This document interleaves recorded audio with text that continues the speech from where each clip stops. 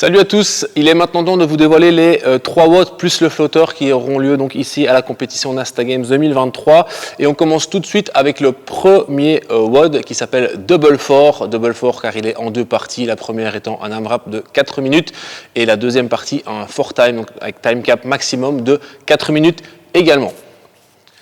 La première partie de ce premier WOD est donc un AMRAP de 4 minutes où vous devrez vous relayer sous format Aego Yugo, donc c'est-à-dire que chaque athlète doit finir un tour avant que le suivant puisse compléter un nouveau tour et qui sera donc composé d'un double touch qui pour les RX, et j'y reviendrai tout à l'heure, on scalera dans les standards pour toutes les autres catégories. Le double touch donc pour les RX sera donc un toes to bar suivi directement d'un chest to bar.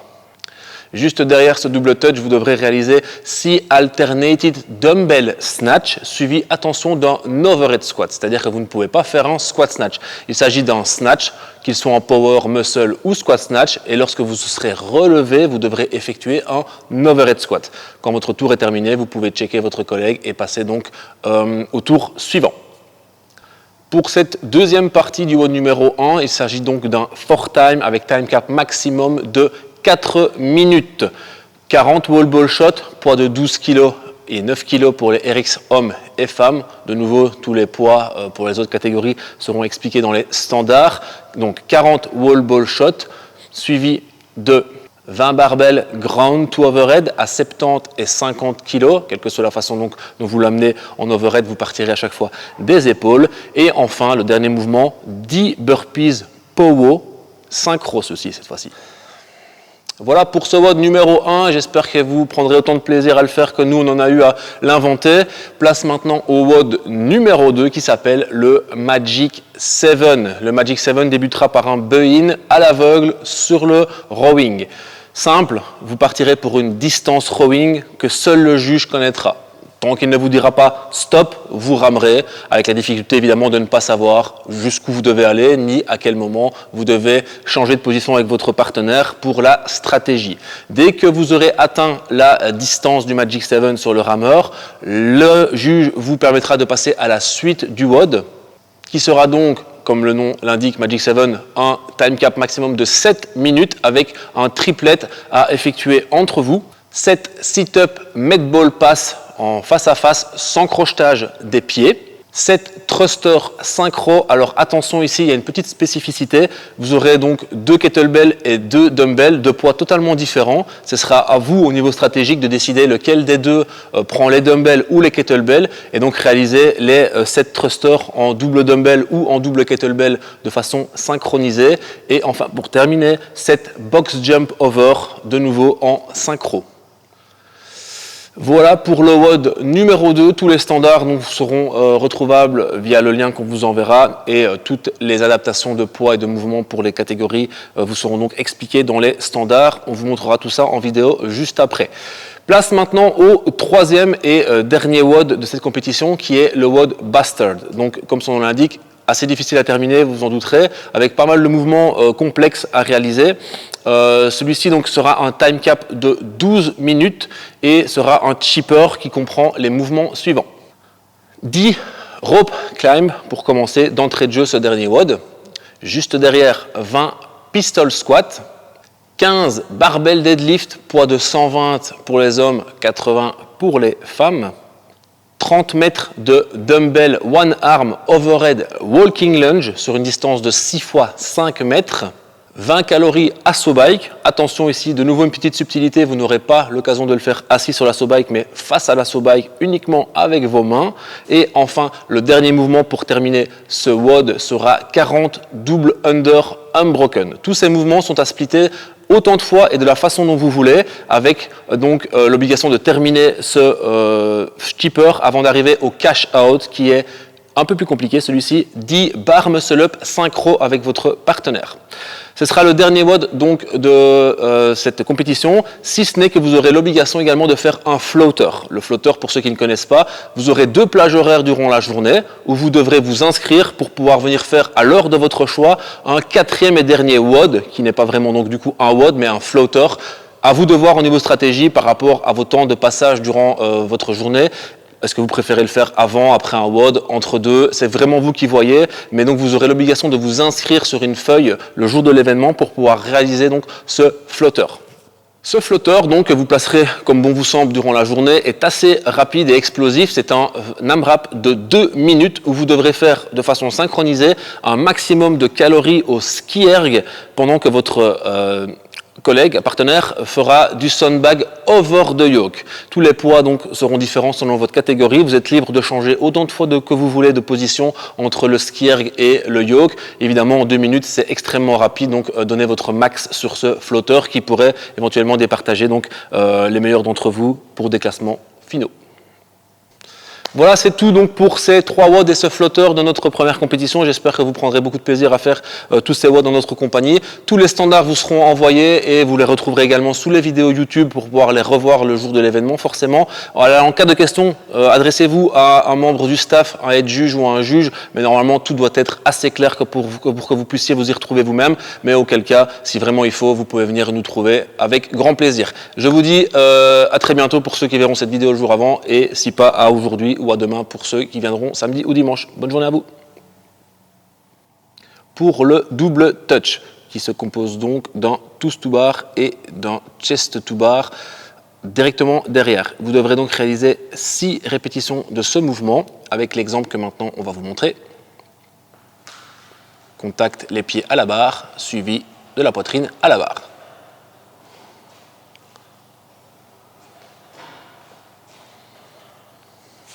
Pensez donc bien à toucher la barre avec vos pieds et puis avec votre poitrine et les pieds qui repassent bien derrière les montants pour chaque répétition.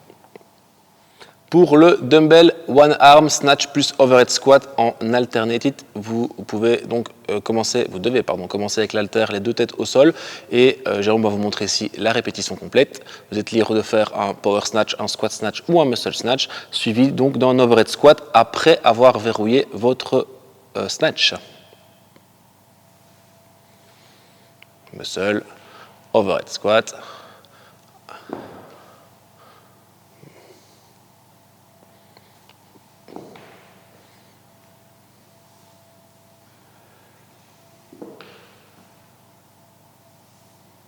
Pensez bien à casser la parallèle avec vos fesses sur l'overhead squat et à verrouiller le bras pour le snatch et le garder verrouillé lors de l'overhead squat.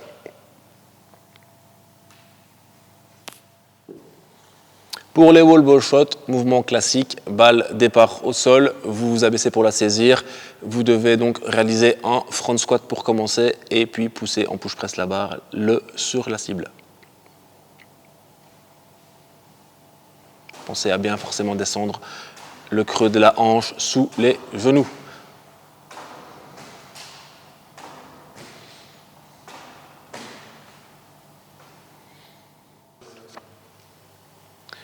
Pour le barbell ground to overhead, vous êtes libre de réaliser le clean de votre choix pour venir épauler cette barre et puis d'utiliser n'importe quelle forme de presse ou de jerk pour pouvoir finir avec cette barre en extension complète au-dessus de la tête. Vous avez ici l'exemple d'un muscle clean et de strict press. Forcément, en cas de drop ou de retour au sol, vous devez recommencer par un clean pour commencer votre série. Avec ici comme exemple un power clean suivi de jerk.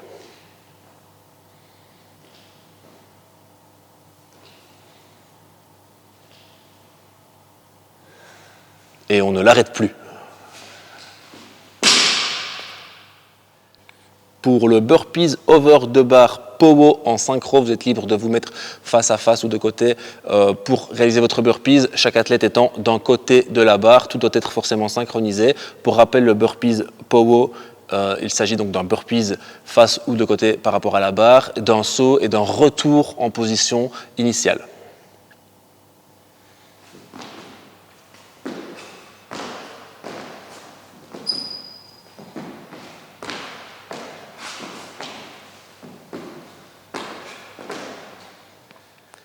Pour le blind rowing, vous aurez donc Aucune possibilité de voir où vous en êtes, seul le juge pourra savoir où vous en êtes exactement au niveau du métré. Vous ne connaîtrez pas la distance à effectuer, donc seul le juge vous dira stop à un moment donné quand vous aurez terminé le travail. Lors du décompte, vous ne pouvez pas avoir les mains en contact de la prise et vous pouvez commencer au 3, 2, 1, go, c'est parti.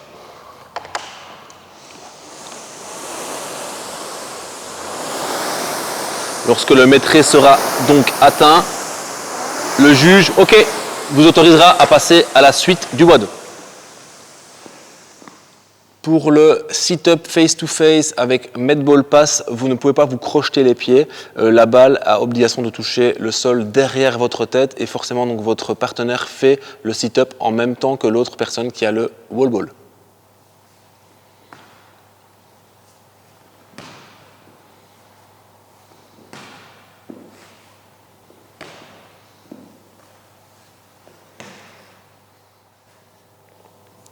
Pour le double kettle et dumbbell thruster synchro, vous avez donc le choix de changer entre chaque round la charge que vous désirez prendre, vu que ce ne sont pas les mêmes poids entre le dumbbell et les kettlebells. Par contre, vous ne pouvez pas changer en cours de série. Forcément, donc, le thruster se fait de façon synchronisée, malgré que vous ayez ou des kettlebells ou des dumbbells.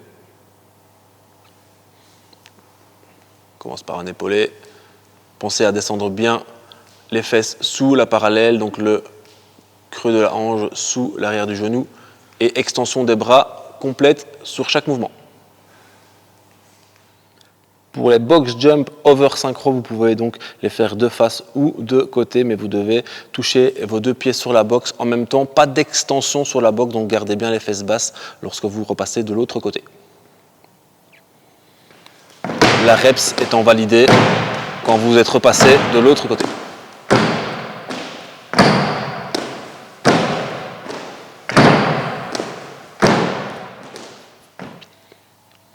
Pour les rope climb, vous êtes libre de les faire en crochetage ou en legless. Une distance standard sera TP lors de l'événement. Il vous suffit donc de la toucher et puis de redescendre pour passer le relais ou enchaîner sur une reps suivante.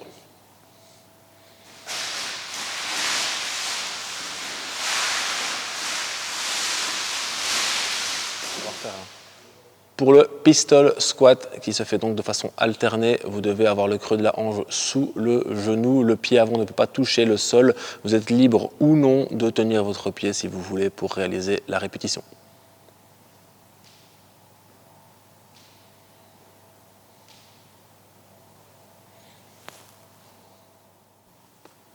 Mouvement simple, cette fois-ci, le deadlift, extension complète de la hanche. Pensez à bien verrouiller vos reps et ne surtout pas garder le buste vers l'avant lors de vos répétitions. Bien verrouillé avec les épaules qui terminent derrière la barre. Jérôme va maintenant vous montrer ce qu'il ne faut pas faire et qui ne sera pas accepté et sanctionné d'une no-rep immédiate.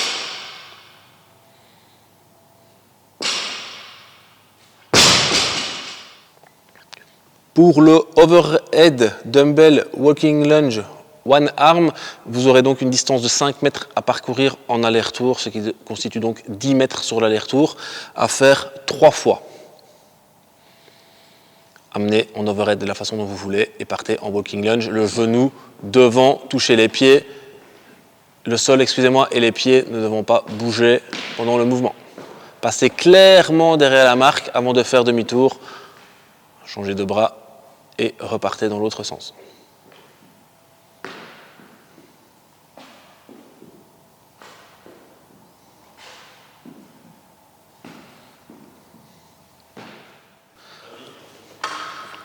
Pour les 20 calories Asso Bike, forcément Asso Bike, tout le monde connaît. Ici, la spécificité, c'est que vous allez devoir être devant l'Asso Bike. Aucune possibilité d'utiliser les pédales, mais uniquement vos bras pour créer l'effort. Le juge se tiendra sur l'Asso Bike pour éviter que ça bouge de trop et pourra donc vous indiquer quand vous aurez réalisé vos 20 calories.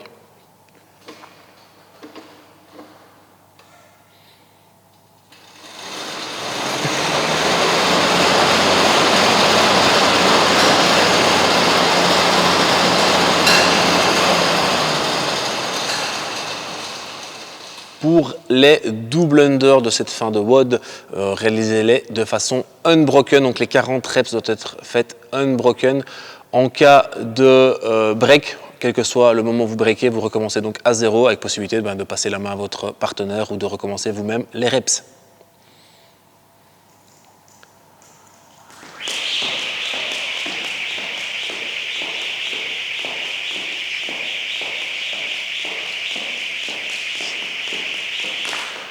Ici, il y a un break précoce, il faut donc recommencer les 40 DU. Et enfin, pour terminer, ce WOD Bastard dit Muscle Up.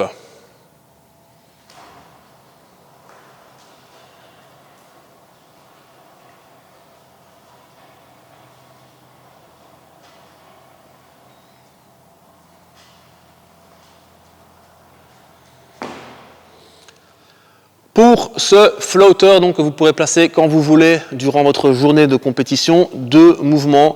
Le sandbag over the yoke, la hauteur sera réglée de façon standard pour convenir à un maximum de gens. Pour le skier, vous connaissez également cet ergo, vous devez faire un maximum de calories. Les calories seront relevées à la fin des 2 minutes. Le compteur sera sur un décompte de 2 minutes. Vous êtes libre de vous relayer autant de fois que vous le voulez durant ces 2 minutes.